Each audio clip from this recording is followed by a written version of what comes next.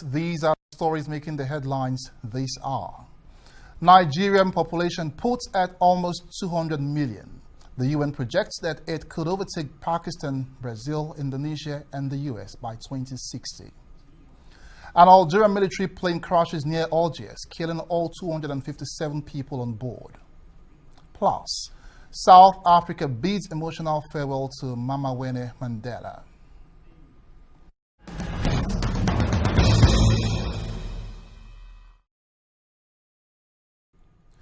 Now, election management bodies in ECOWAS and the Southern African development countries have resolved to take advantage offered by, of course, technological innovations to improve the credibility of the electoral process. The agencies have just concluded a conference in Abuja which considered the opportunities and challenges in the use of technology in elections. At the end of their deliberations, they agreed to explore how technology can enhance the sanctity of the ballot and the integrity of electoral outcomes, noting that technological innovations in the electoral process is a facilitator for the delivery of good and credible elections. The conference was also aided by the European Center for Electoral Support. The chairman of Nigeria's Electoral Commission, Professor Mahmoud Yakubu, told newsmen that although INEC will apply some technology in the 2019 elections, it will not be adopting electronic voting. Let me categorically say that the Commission is not deploying electronic voting in 2019, but will deploy technology for the collation and transmission of electronic results. Without prejudice to the manual processes, there will be manual processes, but we'll deploy technology. We believe that by doing so, we will collect, transmit, and declare results more speedily and more accurately. So we have been piloting in several elections now on this idea of electronic transmission of results. But there are two dimensions to this issue of technology. What the Commission can do and what citizens can do in their own right as citizens. We have made it possible now for citizens to be involved to do what we call citizens' mandate protection. Citizens are free to use technology to quickly take a picture of the ECAE, and if they have their own situation room, they can actually collect results. Now, I'm being joined in the studio by Professor Adele Jinodu, political scientist and former INEC National Electoral Commissioner, as well as Fabio Bagiaki, Executive Director, European Center for Electoral Support. Fabio is also Vice President, European Partnership for Democracy. Thank you, gentlemen, for joining me on Newsline. It's a pleasure. Yes, so much on the table. I mean, when we look at elections, now that we have the 2019 elections underway. But first and foremost, when we look at the issue of technological innovations in elections, we're looking at Nigeria, a country that is largely populated, with illiteracy. Now, how does this really work? Actually, Nigeria, has many other countries, or even biggest countries like Brazil, India, or Indonesia, has applied some form of technology. As Professor Yakubu was saying, even in 2019 elections, there will be deployment of technology when it comes to transmission of results. However, the question is not really related to infrastructure, or energy, or illiteracy. The question is related to the time available that you need to deploy this technology and the time that you need in order to work with all the electoral stakeholders, especially and including the competitors on elections, so political parties and candidates, and to convince also the public opinion that this technological innovation will bring the necessary increase in credibility and transparency, and also in the long-term reduction of cost, because this are the promises of any technological innovation in any field, but especially in elections. So the question is timing, feasibility studies, and trust that the electoral management bodies need to have in order to convince all the different electoral stakeholders, especially competitors in election, political parties and candidates, that this particular technological innovation is actually bringing increase of credibility and transparency, and at the end of the day, acceptance of the final result by all parties. Okay. Now, Prof, can we say that we in Nigeria are actually ready for technological innovations in elections when we look at the current situation on the ground, particularly where we have infrastructure deficits. For instance, there is no power, the poor internet facilities, to mention but a few. How ready are we for electronic voting, or perhaps any form of technological innovations in elections? Well, the problem of underdevelopment is a very, very vital one, and it poses one of the critical challenges for the deployment of technology. But I think when you look back between 2011 and now, the use of technology has somehow increased the credibility of our electoral process. But what our experience has also shown is that technology can be two-faced. Just like any instrument, it can be used, or it can be used well, it can be abused. So but that is not just a problem of underdevelopment. Even globally, the whole question of we just recently know, of course, in the U.S. the claims, allegations about Russian hacking. Yes, I was actually coming to so that. You see, what it then becomes important is that what fallback options do we have to minimize or prevent, the abuse of the technology in the process. But definitely, I would suggest that the need for technology, the application of technology to our electoral process, must be situated in the context of our history of elections, that elections have been very, very controversial. So there's a huge integrity cost to elections, which we are trying to use technology to address and resolve and minimize.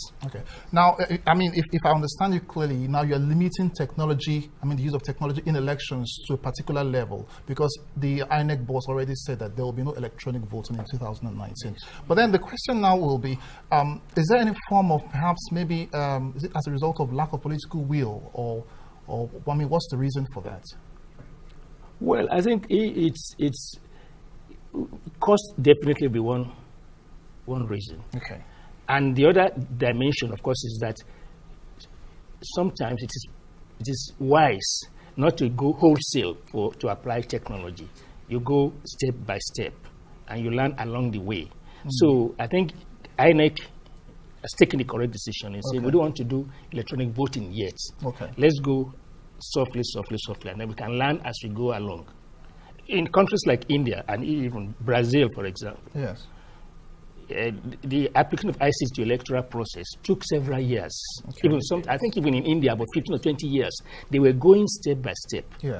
But of course, we are in a situation now when things demand to be bought. So there is a global industry pushing the use of technology, and we have to be careful about that. In terms of what we are going to do. Now, we've been talking about, of course, the cost of introducing technology to elections, which obviously we know is very expensive. But then how do we get to sustain it, particularly in a continent where we are short of resources, knowing how expensive it is to conduct elections? Absolutely, that is a very pertinent question, and these allow me to say that indeed the introduction of technology, especially if it is introduced with the lack of the necessary time, bring important costs to be faced by any governments, and not only in Africa but worldwide, where you have other pressing needs when it comes to your population. So therefore, in context where you have, of course, an important competition to access to power, and therefore you do need to increase the transparency and credibility at any electoral events. But the importance is to do it gradually when it comes to introduction of technology. And indeed, countries like Brazil and India, and of course Nigeria, given the dimension one day or another, a serious consideration to implement further technology in their electoral process is vital, because of the number of the population that is increasing, as you were mentioning at the opening of this news. So therefore, the importance is to take it gradually, and as I was saying before, the importance is the trust that the electoral management bodies, in this case INEC, will have to patiently build with all the different electoral stakeholders, especially political parties and candidates. And then in the case of India and Brazil, the matter was taken very gradually. It took literally decades to have the whole country be able to vote with electronic voting machines in each and single polling station. So in the case of Brazil, I think it took 12 years. In the case of India, it's even more because of the huge size of their territory and population. Okay. Now, for such innovations to be brought to the fore, I mean, it requires a lot of what do you call it now? Campaigns or voter education. Exactly. Now, but then again, I'm not sure that a lot of people would really support this. But then, how do you get people to really key into this? I mean, for it to actually work. Well, success breeds success. True. So if we start off well, then people will come to have more and more belief in it. But I think at the same time also, we have to realize that there are other integrity costs of election. Exactly. So as we push forward with ICT in the electoral process, we must also look at some of the more basic things that we need to do in terms of ensuring the credibility of elections in the country. Citizen education is one thing. Okay. Doing voter registration well is one thing. Training your staff, particularly ad hoc staff, is another thing to do that, because eventually there can be no alternative to doing things simply and more economically. But so we can just look at the ICT as some kind of a stopgap measure to reinforce these other dimensions of how to increase confidence in the electoral process. The political class must change their attitude towards politics. Yes. The citizens must take their rights seriously and mobilize to defend and protect their mandate, because ultimately they have to own the process. Okay. And I think that is the important thing to emphasize, that it is not just ICT is not going to solve the problem. There are other problems that we need to address as we also try to see areas in which we can apply technology. Okay. Now you've been talking about trust. I mean, since you came in, and of course we know that one of the key issues that perhaps causes crisis in elections is lack of trust. Now, we've seen a global trend lately. I mean, with the cyber attack, insecurity, of course, election interference. Now, do you think that this technology, with all of this going on, is actually a pull-off? This is another important and pertinent question you are raising, because I was about to say when I was talking before about electronic voting, that in any case electronic voting or any technological innovation is not, first of all, a panacea, is not a magic touch that will solve the issues of integrity and transparency and trust in electoral management bodies or in a whole electoral process. The example, the Netherlands, they've been using electronic voting machines in polling stations for 20 years. Yes. Then recently they have launched a contest between hackers and different universities to beat, between brackets, the system, which indeed was beaten, and therefore some university has shown that the system was hackerable, and therefore the decision for the last election, 2017, they just held, was to go back to ballot papers. Okay. So definitely the technological development in elections should not be considered as a proof of better election or more advanced elections. There is no blueprint for technological innovation and for electoral systems that is applicable everywhere, but all solutions need to take in consideration the political context, the political contestant, and the economic and the cultural context of each single country. And especially you need time, because there is an important effort that any electoral management body is funded either by governments or development partners need to undertake for human resources, infrastructures, and civic voter education in order to gain this trust, which is necessary to any electoral management bodies to be credible and to have its own result accepted by our electoral contestants. All right, thank you very much, gentlemen, for joining me. Well, I've been speaking with Professor Adele Janot, the political scientist and former INEC National Electoral Commissioner, as well as Fabio Bagiaki, Executive Director, European Center for Electoral Support. Thank you very much, gentlemen. Thank you. It's a pleasure. Thank you. You're watching Newsnight from Nigeria's capital, Abuja. We're heading to a short break now, but do stay with us. There's plenty more ahead, including Nigeria's rising population. Stay with us.